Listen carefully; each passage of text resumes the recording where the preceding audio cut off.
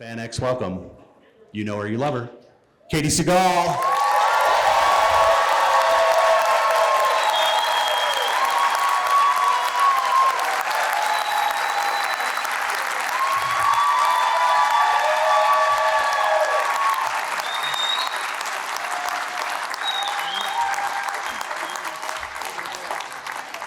Did we get everyone to stand up?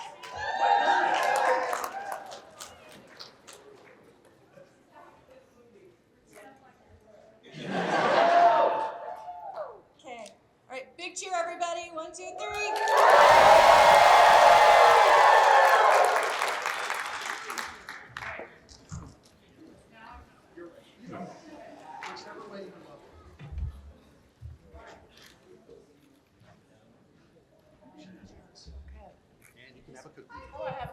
Hello, everybody. Nice to see you. Thanks for being here.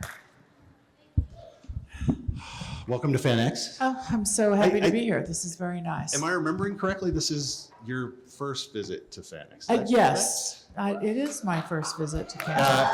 Do you do a lot of conventions to begin with? I'm not sure what a lot is compared to LeVar Burton, who told me he's been doing them for 29 years. I do not do a lot. So I'm just sort of new to the game about, I think, starting last year. Yeah. Has it been fun? It has been. It's been a combination of fun and I would say endearing. You know, when you talk to people that have watched what you do and it means something to them and reminds them of something, and you know, it's very endearing. I had a few teary moments yesterday talking to people that had watched me with parents and kids, and it's very rewarding. That's awesome. Don't forget, guys, we have a mic in the middle. If you have a question about any of Katey's work, feel free to line up and we will get to as many of you as we can over the next 40 minutes, 40, 50, 45 minutes, whatever we got. Great. However long we got, however long you feel like talking. How about that? All right. That's right. good. Well, let's start easy. Your early TV work, I was looking it up and it's like Columbo, the great Peter Falk. Yes. You popped up on there. Yes. What's he like? Well, this was the story of that. My father was a director, and he worked in early television. So he worked on Columbo and Man from U.N.C.L.E. and Dr. Kildare. I don't know if anybody's old enough to remember all that, but and at the time when I was a teenager, I didn't really know. I was more of a musician than an actor. So he decided I needed to make sure I would always have health benefits, which I thought was really smart. So he helped me to get a union card by putting me in a few episodes of Columbo. I think I maybe had a line or two. And yes, so I did do, but and then I took a big break from doing all that television work just to be a musician, and then came back to it. And then you came back to it, Married with Children. Yes. What? Fox, obviously, it's Fox show, because Fox would put anything on the air back then. That's right. Excuse me. Nearly as fast as they would pull anything off the Absolutely, air. yes. But Fox was willing to take risks. That was what made Fox Fox. So how do you get the script for Married with Children, and how does that work? I get it. I'm kind of a newbie. I haven't done a lot. I had done one series with Mary Tyler Moore that, you know, after my music career didn't quite, you know, it sort of stopped and started. And I was seen by Ron Levitt, who's the guy who made Married with Children, and I was asked to come read for it. And I was, you know, to me it was so irreverent, and I was kind of irreverent. So I felt like, oh, this might be a good match. And so I went in and read for it. And once Ed and I were put together, there was a really great chemistry. So we got the job. We got the job on the network that wasn't really a network yet. No, it was a network wannabe. Wannabe. But you could tell the big three were actually afraid, because the way they talked about Fox made it feel like they were like something. They weren't sure yet if it was actually going to work. They're like, but if it works. We were like the black sheep. And then what they did was, it was interesting because they had such little programming. When Married with Children first came out, they would show us 3 times a night, because they were so sort of, you just had to watch us. Right. You did. Any idea that the Bundys become the Bundys? Oh, no. I think we all thought, Ed and Christina and David and I, we all just didn't really think this would go over because we thought it was so irreverently funny, and we weren't sure that America was quite ready for something like that. And lo and behold, we got way more people writing us saying, oh, my family is just like this. I know, these people live next door to me. And so we were pretty surprised by it. In fact, we didn't even know it was successful till about the third season when they sent us out. Finally, they had some money to send us out to promote it. And there's a funny story of Ed and I, we were doing some parade, and I don't even know where we were, and we're in a car going through a parade sort of thing. And everybody was very happy to see us. We were pleasantly surprised. Yeah, I was dressed up as Peg and Al. I mean, that's where we were, like in the middle of, I don't know where we were exactly. That's classic. That's great. excellent. Did that make it easier to do the show? Just thinking there's no way.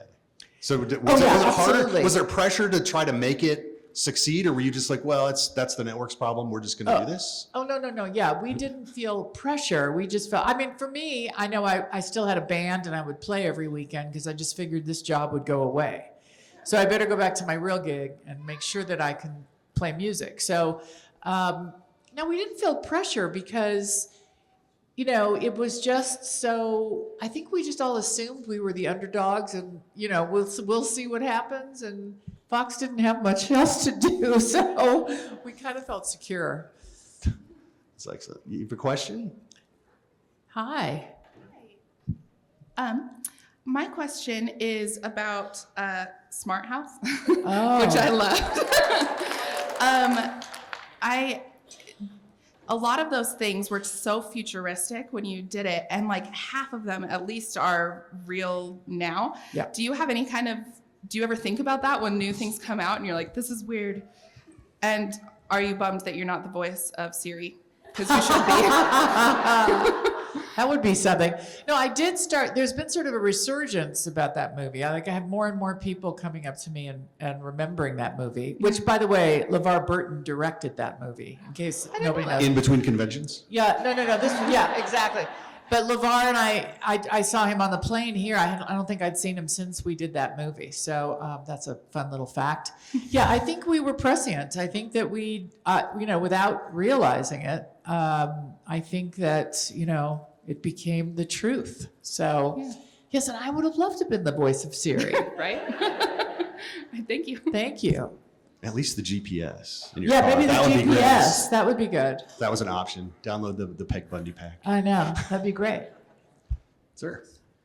Hi there. Thanks for coming. This is actually a two-part question. Like, first part of the question is, what was it like working with John Ritter on 8 Simple Rules? And could you have a good, funny story about him that you can share with us? Oh, gosh.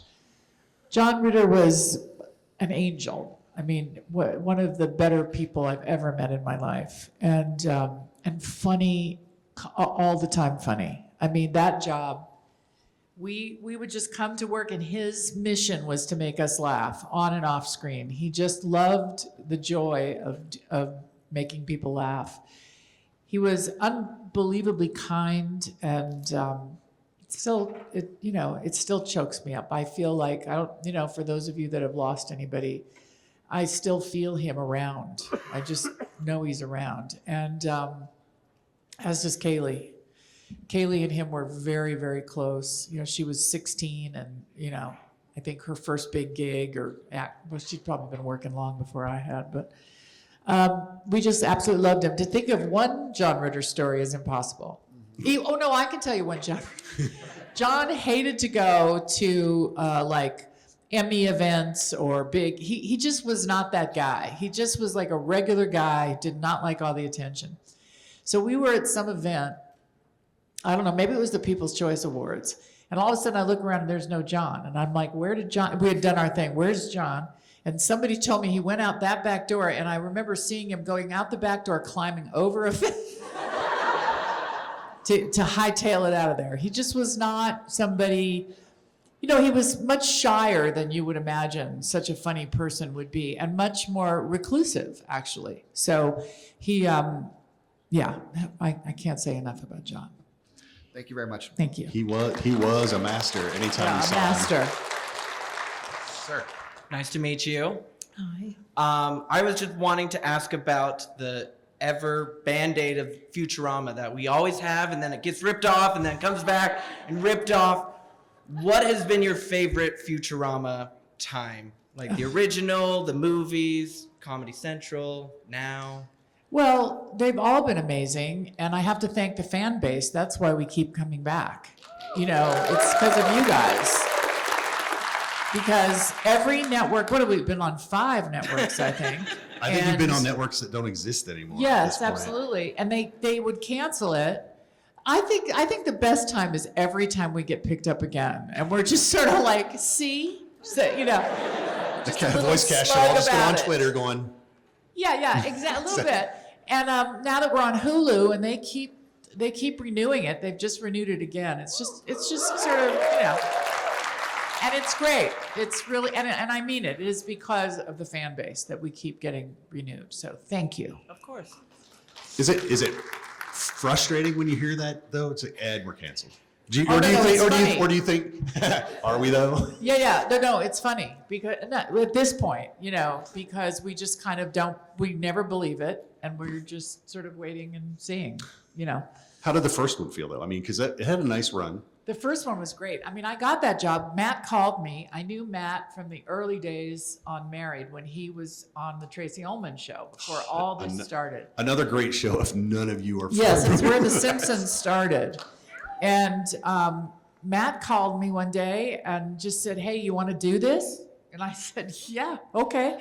So it was one of the easier gigs to get in that way because Matt just brought me in, and so yeah, it was wonderful. I had never done, and to this day, I still don't do a lot of voice acting. So it was a very new experience to be with these incredible voice actors. And it still blows my mind when I'm sitting with Billy and he does, you know, 10 voices, and say Tress everybody. McNeil and DiMaggio and Maurice, and they're so talented and funny. And every once in a while they'll ask me, like, can you do the voice of you know, some other character? And I just get so intimidated. I'm like, no, I don't know. Because I basically just do me. So, or me with a higher voice, with a little bit higher pitch. And that's it. So it's been a great experience.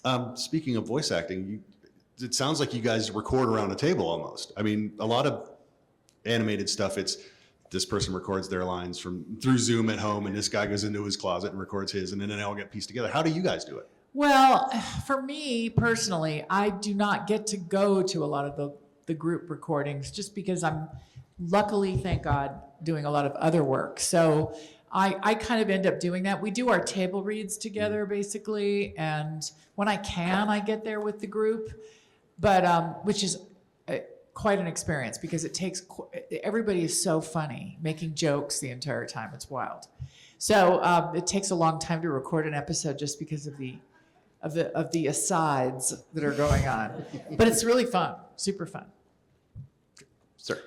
Yeah, I absolutely love you. I think you're gorgeous, and Oh, if I hear your name in anything, I will go out of my way to watch it. Oh. I was just wondering, what is your favorite role or line, or can you say something from Married with Children that would be like, in your voice? Any of your, what's your favorite role? Which one do you like? You know, the they're most? all so different. And, you know, of course, Peg was, oh, Al. Yes. And, you know, Peg was fantastic because I had sort of, it was my first, like, really big, it turned into a big thing. And then, but I'd always considered myself more dramatic. Like, if you ask anybody who is close to me or my husband, I'm not that funny. I mean, I'm sort of funny. I'm funny if you give me something funny to say. But I was really wanting to do more dramatic work. So when Kurt wrote Gemma for me, that was a real kind of, you know, once you're on television as one thing for a very long time, it's very difficult for the people that hire you to think of you as something else. So when FX and Kurt and everybody signed off on Gemma, that was just an amazing opportunity for me. And so there's a different kind of joy having to be able to do that because it was such a departure from what I had done before. And I knew I had the chops and Kurt knew it. But it was great that everybody else liked it. So it's hard to pick a favorite. They're all so different. I feel blessed to work in any capacity. So Awesome. I was that's what also would going to say, well, you just mentioned husband, but I noticed you don't have a ring on your finger. I was going to say, would you marry this? You were going to say which what? Would you marry this? You already mentioned you had a husband, though. Take it. Damn. Sorry. Thank you. So it sounds like Sons of Anarchy was pretty easy to get to then. They just call you up and say, we want you. Did they want you for this? Oh, it was a little bit of a, what happens is Kurt wrote me the part. It was written as a very kind of smaller role and submitted it to FX. And, you have to get signed off on by everybody. It's not just my husband writes it and they say yes. It was kind of his first foray in doing his own thing too. So, but if it was FX who said, let's make this a bigger role and let's make this a lot about mother and son. And, thanks to John Landgraf, who he had taken, Michael Chiklis was on The Shield, and Michael Chiklis was known as a certain thing and just became like amazing on The Shield. So if any of you know about The Shield. And so I think it was FX that first planted the seed to Kurt to make Gemma a bigger role. And, it was a great show of support, and thank God it worked out. Ma'am? Hi, Katie. Hi. So speaking of sons, I have kind of like a two-part question, but it's not crazy, guys. It's okay. So who was your favorite cast member to film with? And what was your favorite scene that you filmed with sons? Oh boy. Well, I love the days, Charlie would say the same thing, when it was me and Charlie and Maggie. Because those were really, all the boys were great too, but the boys were a lot. Yeah. In the best of ways. However, it was a little more chill when it was me and Maggie and Charlie. Some of my favorite scenes were, I know it's horrible, but the scene where I have to kill Tara, I'm not going to say it was a favorite scene. It was a very emotional scene. We were all in tears, Charlie and Maggie and myself. And so, some of the more fun scenes were when I hit her with a skateboard. That girl, that was certainly fun. Fun is a hard word to use with that show. When Ron beat me up, when I ran into, Mary Rollins. Those were tough scenes to shoot. However, as an actor, they were fulfilling scenes to shoot because as an actor, you are being real in an imaginary circumstance. And so, it was an opportunity to stretch. So I guess that's fun. Yes. Thank you, Katie. Thank you. Good. Thanks for being here, Katie. Sure. They kind of snagged my Futurama question, so I guess I'll just say, is there a big difference between the early making of it and now? And also, what kind of music genre did you play? Did I play? Yeah, just in general. I started playing blues music. When I was young, when I was in high school, I had a guitar player friend who taught me about Robert Johnson, taught me early blues music. So that's kind of where that started. And then I started writing music, which is more sort of Laura Nyro. I don't know if anybody knows who that is. Joni Mitchell-ish, that kind of genre. My last couple of records were, I don't know, I'm very influenced by soul music, so I don't know what you'd call it exactly. It's just kind of what I was into. You have records out for sale? Oh yeah, I've made What's the name records of the group? since 1986. I have about 4 or 5 out. There's one called Room. There's one. The first one's called Well, which I wrote the whole record. It's hard to find. But I think if you go to, I think I have a website. I think you can go there and find it. I don't know. And then I have one called Covered. I have a few records out. So, but in terms of Futurama, I think it's easier now because I'm not so afraid.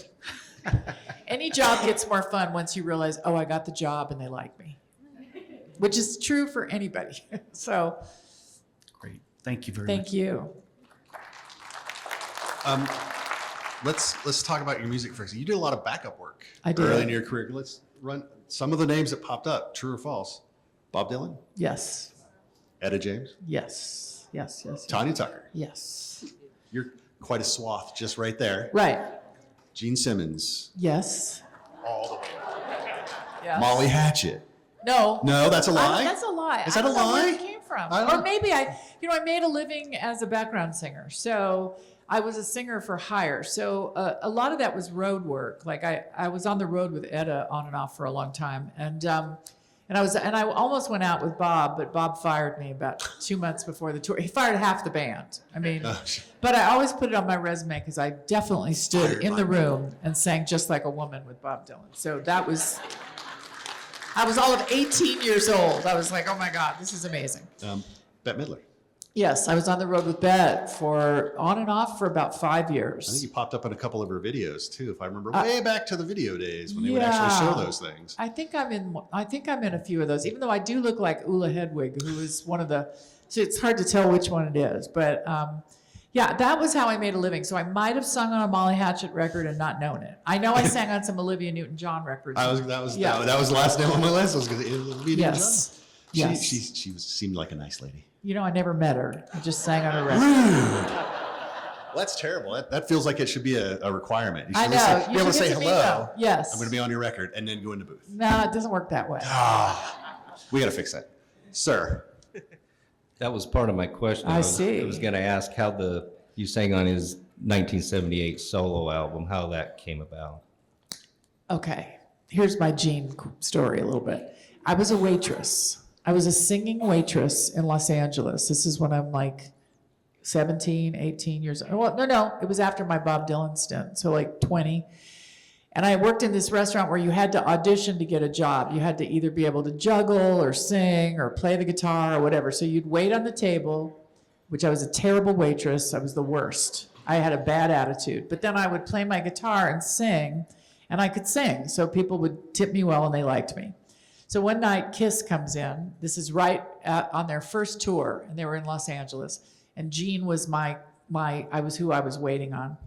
And so we had a conversation, and things progressed, and he ended up sort of being a date, and yeah. And then what happened was I was in a band at the time. This is so small world, and it turned out he went to college with one of the guys that was in my band. So I took him to my band practice, and he took us to Casablanca Records, and he got us signed. And it was a good band. And so he introduced us to Neil Bogart, and this ended up being like a long friendship for about 4 years. I mean, for me, it was like a huge crush. But if you asked him, he'd probably say, yeah, we were really good friends. But me, he was older than I, he was so great. And he was like the first like sort of grown-up person in the music business that I'd met that wasn't like a partier. He wasn't that guy. He was just super smart. And so when he did his solo record, we remained friends, and he brought me in to sing on the record. So that's my Gene story. It's a pretty good story. Thank you. To hear Gene Simmons talk, everything you just said about him was a lie. And he was a party animal. No. Their hotel was always jumping on tour. No, not at all. He was, in fact, one of the few musicians of that era that I've ever met that never has taken a drug or a drink. And it was party time. It was the 70s, 80s, man. It was, everybody was doing it. Not Gene. He was straight up. He has a great PR guy. Oh, wait, he's his own PR guy. He's his own PR, He's for his sure. own PR guy. Yes, sir. This is about a recent announcement that happened earlier this year of, did you read or watch One Piece before you accepted the role of Dr. Kiara? And if not, have you started it since? Oh, yeah, here's a great story, too. So my husband and my 17-year-old and I just browsing through Netflix, and we happened upon it, had never heard of it. And we could not stop watching it. We just binged it. We loved it. If anybody's not watched One Piece on Netflix, the live action version, it's amazing. It's really, really, really great. So I get a call, cut to 6 months later or 8 months later, and I get a call to play this role. And my agents hadn't even heard of it. And they called me and said, well, we got this offer for this show. And I was just out of my mind. I was so yes, I have started it. I returned from Cape Town for the first time about 3 weeks ago, and I've already started a few scenes, and I go back in another 3 weeks, and I'll be there till the end of the year doing the rest. And I'm absolutely thrilled to be there. So I'm telling you, you guys got to watch this show. It's great. Thank you.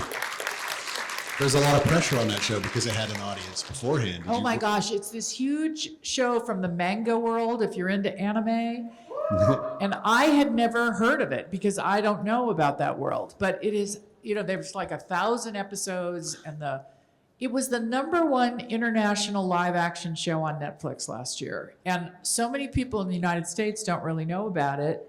It didn't get the publicity it needed because of this pandemic, the strike. I don't know, I was talking to one of the girls on it. There was some reason that it kind of flew under the radar, but internationally, it's huge. And the manga version is, I don't know, it's just like godlike, apparently. Yeah, to the you anime said people. 1,000 episodes, and I think that's the number I've always heard bandied Yeah. about. It's like, are you kidding me? Yeah. That's it's insane. Really, so I get to play this iconic character in the manga world. I'm very excited. I guess it's time to go binge One Piece. It is.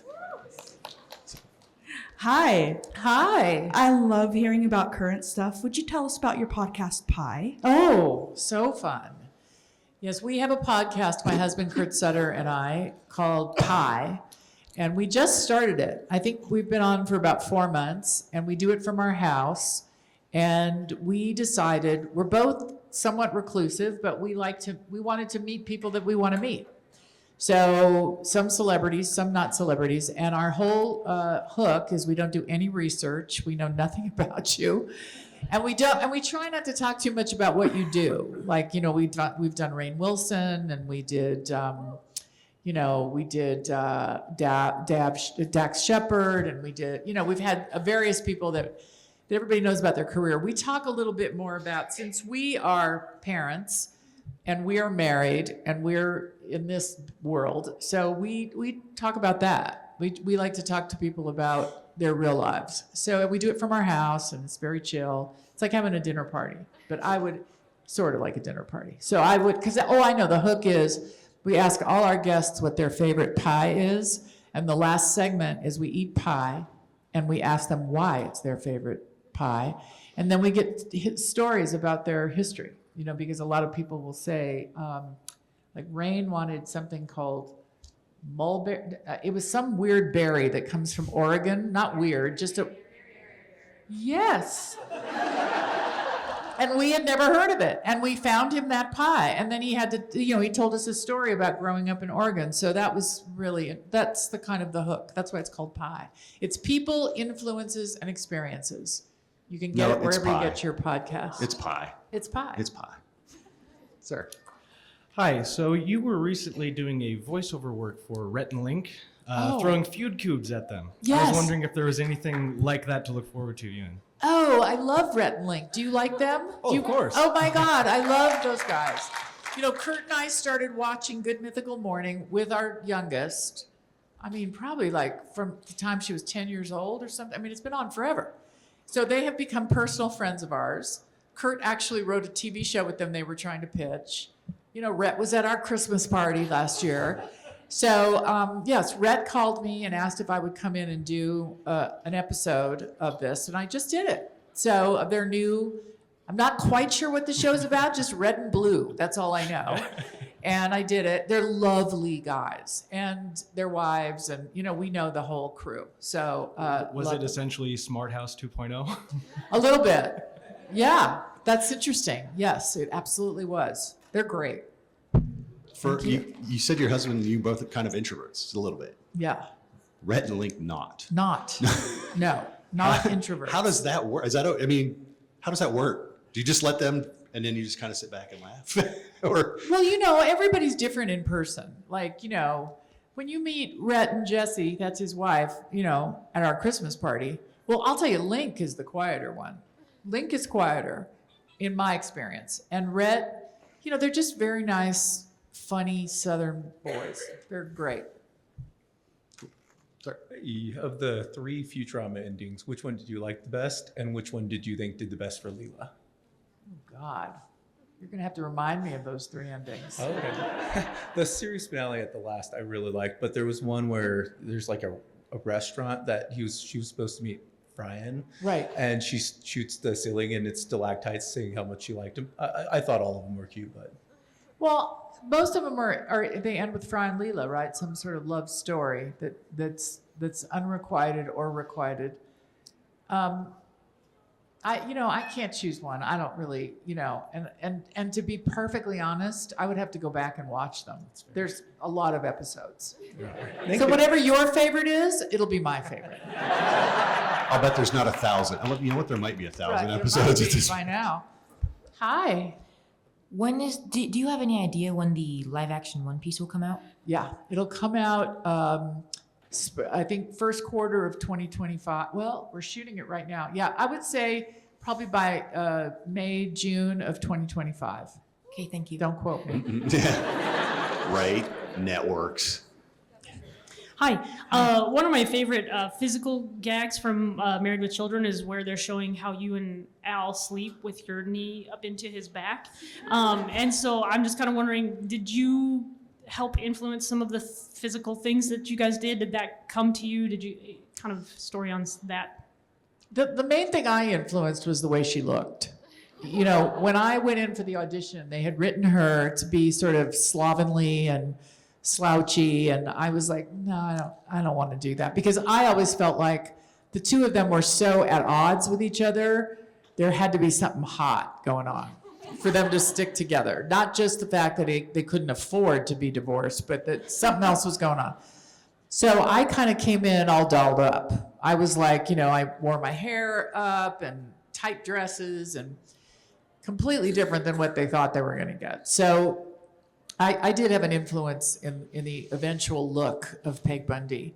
A lot of what then happens on any of these shows is that the writers come in with a certain template, and then as the thing develops, the actors and writers sort of have a symbiotic relationship where they're writing to what you're doing and you're doing what they're writing. So, Ed is such a funny guy. And so it's hard to say what came first. Like if we just happened to do something like that or they wrote it in. I mean, they were great writers. And so it's hard to know. Sure. Thank you. Was there ever a moment when the writing room came out and said, just gave you one of those and said, yeah, we're doing that. Yeah, that's a thing now. I don't know if they would say that so much as it suddenly would show up in a script. And you'd just be like, oh, okay, they like that. Any that surprised you? Where you thought, no, that won't make the cut, or oh no, you were just goofing off? Everything made a cut. Everything made the cut. That show was so much fun to do because they didn't give a shit. They were just like, we're doing. People would try to take us off the air, and they were, we had this woman who just really hated us, and she had a big stink about us, and it ended up getting us on the front page of the New York Times because we were so irreverent. And then what we would do is send her flowers every year. I'm sure it really pissed her off. She was just like, no, my kids can't watch this. And our response was, well, then turn the channel. You don't have to let them watch it. Keep reminding her that she hates you, so she keeps telling people to love you. Yeah. Clever. Thank you so much for all of your work. Thank you. Many of your scenes in Sons of Anarchy season 2 were very healing for myself and others. Oh. My question for you is, do you have a ritual or like a go-to practice before you step into your creative space? Oh, that's such a good question.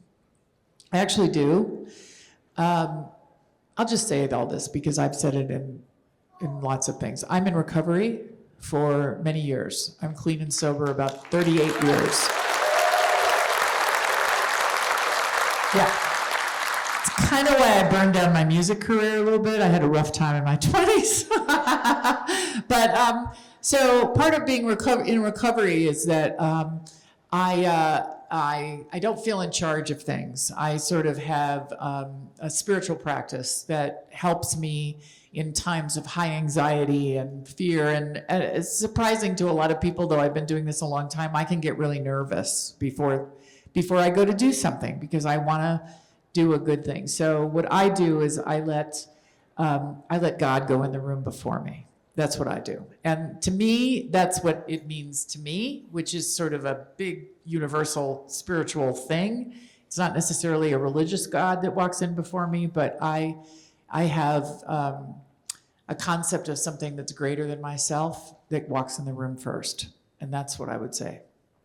Thank you so much. Thank you. Yes, sir. Pleasure to meet you. Nice to meet you. Kind of two questions for you. One of them being my wife's. From her, she would like to ask, of all your roles, which one do you prefer, comedy, drama, or voice acting? And my personal question is, can you kind of explain how you and Kurt met? Oh, sure. I would say I like live action more than voice acting. And that's only because it's a new genre for me. I do enjoy it. It's not, to me, I'm more used to full body. You know what I mean? In terms of drama or comedy, it doesn't really matter to me as long as the writing is good. I like good writing. And I've done both. I've done some where it's really a stretch because the writing might be a little bit clunky, and so it's hard to either make it funny or sincere. So as long as the writing is good, I love it. And Kurt and I met in a 12-step room. That's where we met. Thank you. Did you ever expect, like back in childhood, did you expect to like get this far? Did you like think you'd be an actor? I didn't think I'd be an actor. I thought I'd be a rock star. I tell my children this all the time because I have 2 of my 3 kids that are in the arts. I don't know what this is, but I always knew I was doing what I was supposed to be doing. I just knew it. And if it wasn't music, I had done a little bit of acting. I have no skill set to do anything else. I do not know how to do anything else. And so there was something about that kind of blind faith. And I don't know, I just knew I would land on my feet. So I always tell young people that are wanting to do this, first of all, you have to be a little insane. And you have to be your own advocate, because it's a lot of people telling you no. So I just never believed them. I was like, okay, well, all right, I'll show you. I was told years ago when I was in my 20s and my dad would try to help me a little bit, I was told I would never work in television by big casting directors. And this was in the years of Dallas and Dynasty, when everybody kind of had a certain look, and I did not fit the mold. And I just was like, okay, I'll be a musician. And then suddenly this other, when acting opened up for me, it was success is a great revenge against people saying things like that. So that's. Thank you so much. You mentioned talking to young actors and young people. One of my wife's favorite movies is Pitch Perfect 2. You worked with a lot of young actresses in that, and I don't know how much interaction you had, but there's some big. What did you have relationships with them on set at all? You worked with Haley more. I mostly obviously. worked with Haley. Yeah. Haley was a sweetheart. Haley was, she was really young. I haven't seen her in years. I don't know how. I'm sure she's doing fine. Yeah, she's okay. Yeah, I'm sure she's doing good. I liked her mom. The thing about working with young actors is you can really tell a lot about the parents, by the parents. Like when I worked with David Faustino when he was 13 years old, his mom was one of my favorites. And Chrissy's mom too. So the parents have a lot to do with it, in terms of keeping things right-sized. Because it's very easy for a young person, and we've all seen how many of them blow up, not in a good way. And so there's a real level-headedness that has to come with being a young actor to kind of get through, because, you start to believe your own press, and that's not always great. Did you find it easier to talk to the younger actor or their parent? Well, Dave and Christy and I always Christine is like an old soul. So she and I, she'll call me her mom. So we, mostly, I've had experience with both. Kaylee too and I were very, very close when she was 16, and she's got great parents. I could tell you the other stories, but I'm not going to. That's fair. I admire that you're gonna keep their confidence. Yes. Okay, so in looking at your bio, I noticed that your kids and your pets all seem to be named after characters. So since FanX is all about like fandoms, besides excluding any of your own body of work, what would you say that you're the biggest fan of? Like, are you Star Trek, Harry Potter? Like, what's your fandom, your geek? What's my geek? Yeah. Like your daughter's name is Esme. Is that a That's from fandom? Twilight. Oh my God, see. We got that name from a J.D. Salinger short story called For Esme with Love and Squalor. And no, I did not know that. My dogs are all named after jazz musicians, basically, except for Winston, who's our new dog. And where did we think Winston was from? Oh, it was kind of from a TV show, and now I'm not going to remember what it was. But which one? Not New Girl. There was a character on New Girl called Winston. There was? Yeah. I don't know where we got Winston, but we did relate it to something. Ghostbusters. Winston Is Zedman. Ghostbusters Winston- too, yeah. See, you guys Ernie can Hudson. name my dog. I have no idea. So you said you're a fan of One Piece. Is that, would you say that's your geekdom? I'm a new fan of One Piece. I've never seen the manga version. I've only I'm seen. not a fan of anime either. Sorry, people. The live action is fantastic. Oh, fantastic! I guess that's my new geek thing. Yeah. Okay. They asked me to go to Geek Week because I'm now on One Piece. So I think it opens up a whole different genre. To me, I just love this project. You're going to be inundated. Really? Wow. Once you walk through that geek door, Suddenly, you have no idea what you're awaits. going to be like a beetle. Wow. Okay. Well, Leela's pretty much like a beetle, I would It's say. true. Yeah. It's true. Yeah. Thank you. Thank you. Yes, sir. Forgive me if this question has already been asked, but what is a memorable moment or one of your favorite moments from filming Smart House?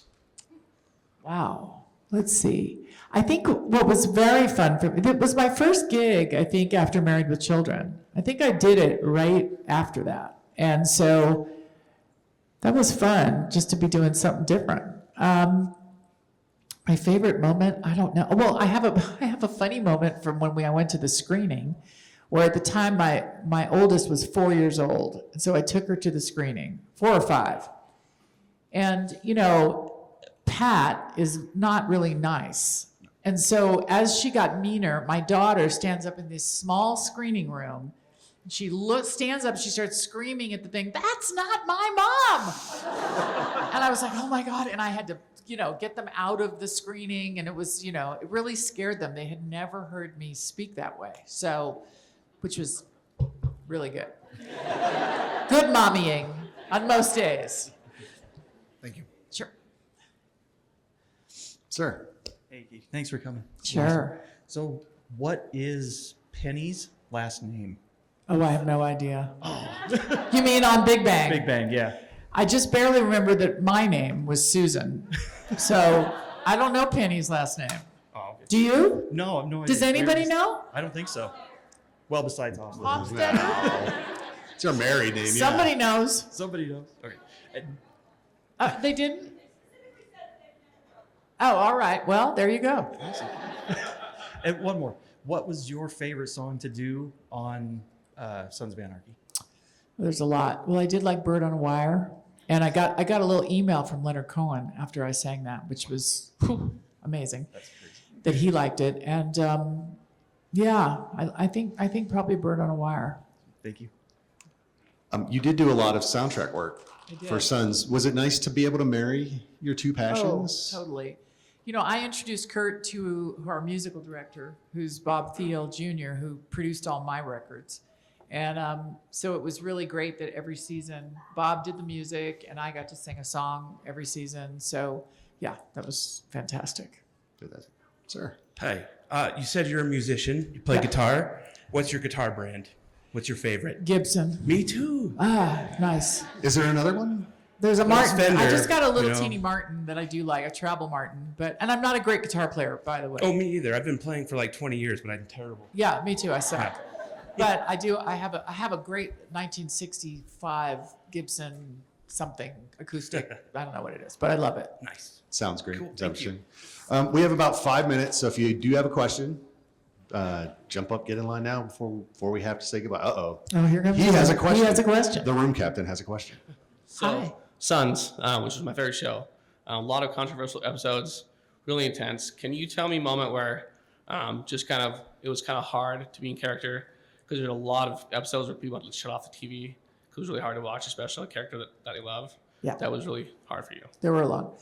Well, definitely season 2 with Henry Rollins and the rape situation was tough. We were very well prepared. Henry and I rehearsed it. You know, those kind of situations are more like choreography. So there was a lot of talk before we did it and a lot of preparation. So I felt safe. That was hard. There was a scene where Clay beats up Gemma, basically. Hard, all hard. And then, of course, the end. I don't want to give it away, but you know, it was not a great, way. It was not a great mother-son moment, is what I'll say. Was a lot of Ron Perlman. Was it easy to work with them, like on those scenes? Oh no, they were fantastic. First of all, it was a group of. I'll tell you, the boys on the show, they really thought they were bikers. I swear, I used to always joke that, like, if you were in a legal show, would you all be thinking you're lawyers? And I don't think so. But they became very much true to the group. I mean, true to that is. I mean, to this day, I'm sure you've all seen them at cons. They're bros, for sure. And so, and that was a lovely way to work. It was a great way to work. Well, thank you. I appreciate it. I have a story about how tight those guys are, but it's not for me to tell. Oh, okay. I'll give you something to ask them later, and All I can right. tell you about it. Okay. So happy you're here. Peg Bundy, grew up with her, love her so much. She was my favorite. I came in a little late, so I'm sorry if this was asked already. What was your experience on Rebel? Oh. I am so sad that show was canceled because I loved it. Me too. No, I still to this day, I'm not quite sure why it was canceled. It was amazing. Yeah, there was a lot of behind the scenes something. But thank you so much for saying that. I absolutely loved doing that. It was the first time that I had my own show. And I was really nervous about it. I was like, okay, up to bat, here can I, and I felt so committed to it and loved the writing. So I'm so glad you liked it. I loved it too. You were thought it was great. phenomenal. Oh, thank you so much. I really, I'm trying to get another one. So fingers crossed. But yes, it was great. It was fantastic. Hey, Katey. Hi. Based on your experience so far, would you be willing to come back to FanX in the future? Absolutely.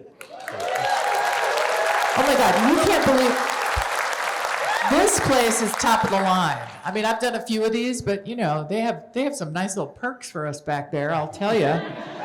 Do they still have the puppies in the green room? They have puppies in the green room.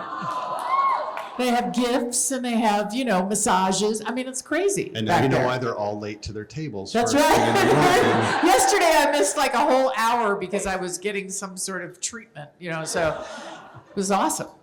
Thank you. Thank you. I think we have time for one more question if someone's got one. Somebody- if not, no, I people would like to thank you for coming. Oh, thank you so much. It's great. Thank you for doing this. I know all of these guys appreciate it.